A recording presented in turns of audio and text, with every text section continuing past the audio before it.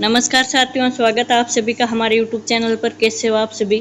तो देखते हैं कि सीनियर सिटीजन के लिए सीनियर सिटीजन कार्ड 2025 के जिसकी उम्र 60 वर्ष से 70 वर्ष 75 वर्ष उम्र के लोगों को अब मौज हो गई है, क्योंकि इस कार्ड पर मिलेंगे अब 7 नए फायदे।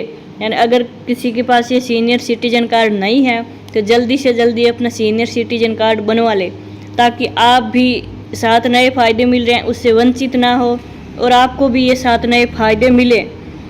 तो इससे पहले आप वीडियो को लाइक शेयर सब्सक्राइब जरूर करें। अब अपन वीडियो में आगे बढ़ते हैं कि 7 नए फायदे क्या हैं, उसके फायदे के बारे में बात करेंगे। अब देखते हैं कि 60 की उम्र के बाद जीवन की चुनौतियां अक्सर बढ़ जाती हैं। इस उम्र में नियमित आय का स्रोत कम हो जाता है और स्वास्थ्य संबंधी खर्चे तेजी से बढ़ने लगते हैं और परिवार व समाज की ओर से भी सहारा अपेक्षित रहता है।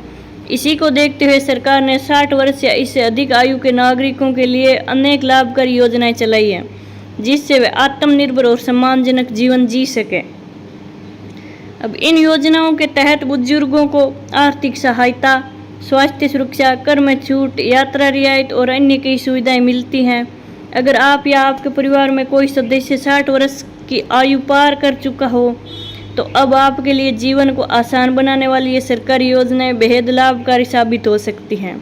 तो अब देखते हैं कि 5 प्रमुख योजनाएं जिनका 60 साल के बाद जरूर लाभ उठाना चाहिए वे कौन सी हैं।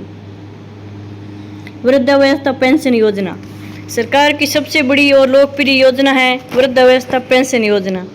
इसमें जो भी नागरिक 60 वर्ष या उससे अधिक उम्र के हैं तथा गरीब और असहाय हैं, उन्हें हर महीने निश्चित धनराशि पेंशन के रूप में मिलती है। केंद्र सरकार के तहत राष्ट्रीय वृद्धावस्था पेंशन योजना में पेंशन राशि साल 2025 में बढ़ाकर 1000 रुपये से 2500 रुपये प्रति महीने कर दी गई है। विभिन्न राज्यों में एक समान कर दी है और राशि भी अधिक है। जैसे हरियाणा में 3000 तक दी जा रही है। पेंशन सीधे बैंक या डाकघर खाते में ट्रांसफ़र की जाती है, जिससे पूरी पारदर्शिता बनी रहे, कोई बीच में लोटपाट ना हो। वरिष्ठ नागरिक स्वास्थ्य बीमा योजना बढ़ती उम्र में सबसे बड़ी चुनौती है स्वास्थ्य। इसी को देखते हुए सरकार ने वरिष्ठ नागरिक स्वास्थ्य बीमा योजना चलाई है। इसमें 60 वर्ष या इससे उससे अधिक उम्र के लोगों को कम प्रीमियम पर या मुफ्त स्वास्थ्य बीमा कवर दिया जाता है।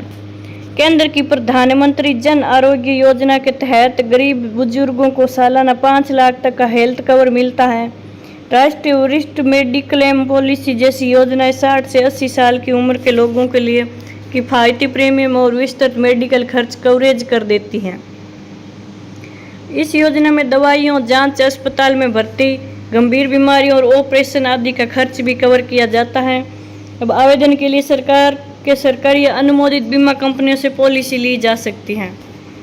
अब सीनियर सिटीजन सेविंग स्कीम क्या है कि यह बचत योजना खास बुजुर्गों के लिए वर्ष 2025 में नई दरों तथा अधिकतम राशि के साथ शुरू की गई है। 60 साल या उससे ऊपर के नागरिक इस स्कीम में अधिकतम 30 लाख तक निवेश कर सकते हैं। जुलाई 2025 से इसमें 8.2% प्रति वर्ष का उच्च ब्याज मिल रहा है, जो अन्य सरकारी योजनाओं से अधिक है। स्कीम 5 साल की होती हैं और 3 वर्ष के लिए बढ़ाई जा सकती हैं।